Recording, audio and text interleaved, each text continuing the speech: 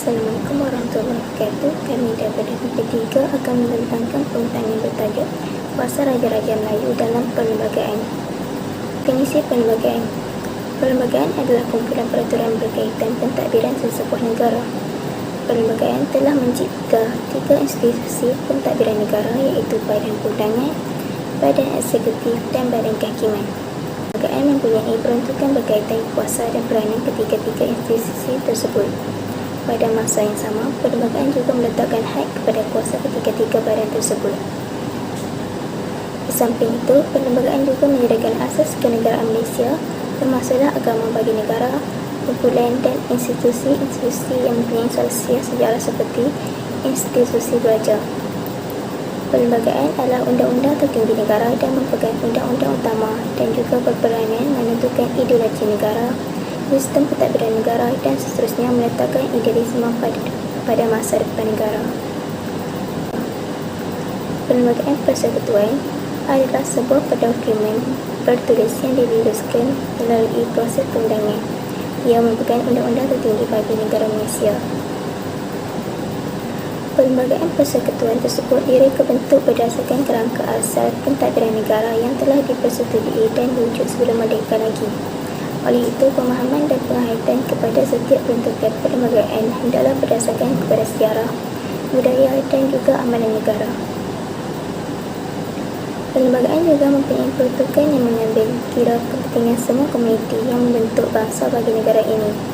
Antara lain, perlembagaan mempunyai peruntukan yang diasaskan kepada penerimaan masyarakat, termasuklah peruntukan berkaitan budaya, salsiah etnik, hal kewarganegaraan, kepentingan ekonomi dan juga kebebasan asasi tanpa merupakan hal berkaitan ketenteraman awam, keselamatan negara dan juga hubungan antara etnik.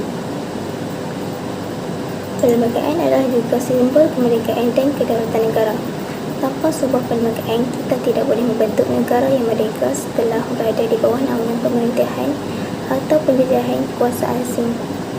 Perlembagaan menjadi penanda aras kepada kewujudan sistem pentadbiran negara yang khusus dan sekaligus merupakan lambang kedaulatan bagi negara.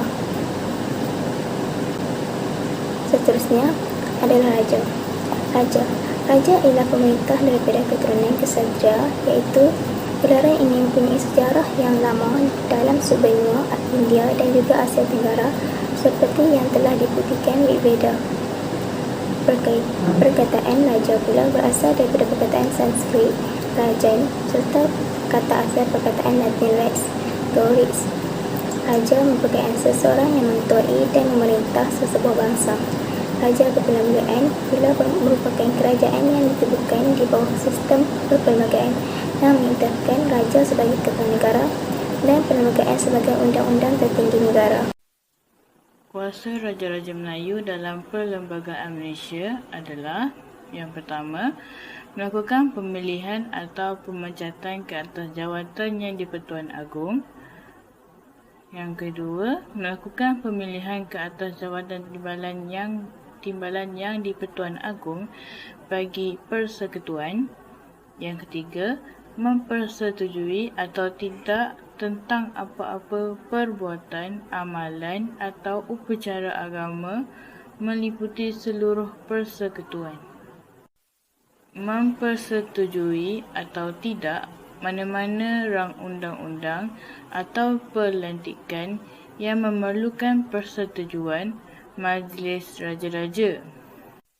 Sesuatu perkara berkaitan undang-undang yang meliputi perkara berikut adalah, contohnya, mengubah sempadan negeri, keistimewaan, kedudukan, kemuliaan atau kebesaran raja-raja. Seterusnya, memberi nasihat berkaitan pelantikan yang telah ditetapkan oleh Perlembagaan Persekutuan. Seterusnya, melakukan pelantikan anggota-anggota Mahkamah Khas. Ianya berdasarkan Fasal 1 Perkara 182. Dan akhir sekali, memberi pengampunan, menangguhkan hukuman atau meringankan sesuatu hukuman ke atas seseorang individu berdasarkan pasal 12 perkara 2. Kepentingan kuasa Raja-Raja Melayu dalam Perlembagaan Malaysia ialah untuk mempertahankan kedudukan agama Islam daripada digugat. Hal ini kerana mereka merupakan ketua agama bagi negeri masing-masing dan bertanggungjawab menjaga agama Islam serta sebarang pindaan yang ingin dibuat terhadap agama Islam perlu mendapatkan perkenan mereka dahulu, iaitu raja-raja. Dan yang akhir sekali, untuk membantu kepentingan dia untuk membantu mencari jalan penyelesaian kepada masalah politik yang berlaku di dalam negara. Juga laporan akhbar yang kami cari di internet, perbincangan khas diadakan untuk mencari jalan penyelesaian kepada kekusutan dan kebuntuan politik sejak proklamasi darurat diperkenankan oleh Yang di-Pertuan Agong atas permintaan Perdana Menteri mengikut Perkara 150 Perlembagaan Persekutuan pada Januari 2021. Jika Parlimen sedang bersidang serentak, maka kuasa membuat ordinan darurat jatuh kepada badan perundangan tersebut. YDPA boleh membuat apa-apa ordinan yang bagi dia rasa perlu untuk tujuan mengambil tindakan serta-merta. Secara praktiknya, Yang di-Pertuan Agong akan memasyhurkan ordinan yang didraft oleh Jabatan Peguam Negara menurut kehendak kerajaan semasa.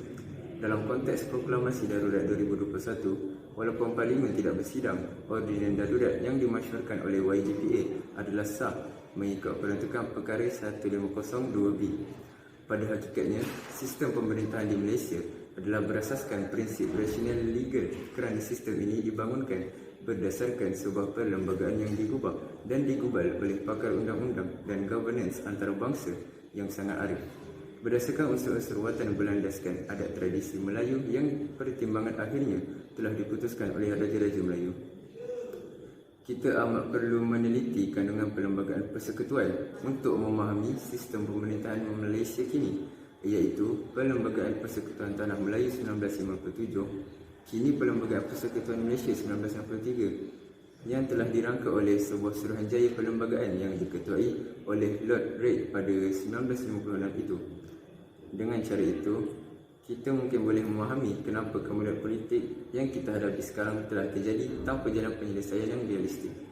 Pendeknya, sistem pemerintahan Malaysia yang telah pun dibentuk oleh Perlembagaan Persekutuan masih boleh berfungsi dan berwibawa dengan baik dan berupaya membantu Malaysia menjadi sebuah negara maju. Dapatan dan perbincangan. Jadi terdapat dua dapatan, iaitu dapatan kuantitatif dan juga dapatan kualitatif. Dapatan kuantitatif yang kami perolehi adalah melalui borang soal selidik yang telah diberikan kepada responden dalam bentuk Google Form, dan ianya telah dijawab oleh pelajar UiTM Kedah seramai 15 orang. Jadi antara soalan yang telah diberikan kepada responden adalah soalan pertama, adakah anda rasa bahawa kuasa Raja-Raja Melayu masih penting dalam Perlembagaan Malaysia? Dan seterusnya, soalan kedua ialah, adakah anda bersetuju bahawa kedudukan Raja-Raja Melayu dalam Perlembagaan Malaysia perlu dikekalkan bagi mengekalkan warisan tradisional masyarakat Melayu sekaligus keistimewaan orang Melayu di Malaysia? Jadi melalui dua soalan ini, rata-rata responden memberikan jawapan yang positif dan mereka bersetuju. Seterusnya, kami juga ada meletakkan sebuah pernyataan yang berbunyi, kedudukan dan kuasa Raja-Raja Melayu dalam perlembagaan dapat menjamin masa depan yang aman, sejahtera dan harmoni di negara kita. Melalui pernyataan ini, kami telah meminta jawapan responden sama ada mereka bersetuju atau tidak dengan pernyataan tersebut dan meminta pendapat mereka terhadap pernyataan tersebut. Jadi, rata-rata responden memberikan jawapan yang positif, dan antara pandangan yang kami terima dari responden adalah kerana Raja-Raja Melayu mempunyai kuasa dalam menentukan undang-undang, terutamanya dalam bidang agama yang mampu mengubah kehidupan sesebuah negara dan masyarakat. Baiklah, seterusnya dapatan kualitatif. Dapatan kualitatif yang kami dapat adalah melalui akhbar Sinar Harian yang bertajuk Peranan Raja-Raja Melayu sebagai Perungkai Kekusutan Politik Malaysia. Daripada akhbar ini, kami mendapati bahawa Raja berperanan dan bertanggungjawab untuk mencari jalan penyelesaian kepada kekusutan politik di negara kita.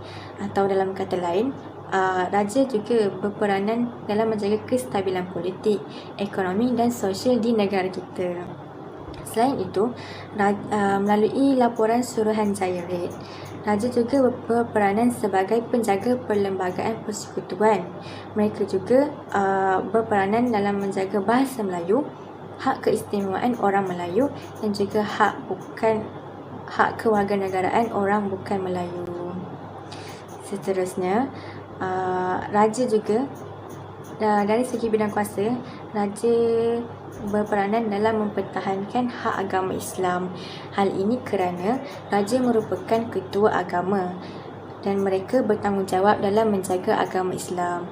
Oleh itu, apa-apa hal yang berkenaan dengan agama Islam perlulah mendapat perkenan Raja. Jadi daripada dapatan dan perbincangan ini, maka terjawablah 3 objektif kajian kami. Antara objektif kajian kami ialah yang pertama, mengkaji kefahaman pelajar UiTM tentang kuasa Raja-Raja Melayu dalam Perlembagaan Malaysia. Objektif yang kedua kami ialah mengkaji kepentingan kuasa Raja-Raja Melayu dalam Perlembagaan Malaysia.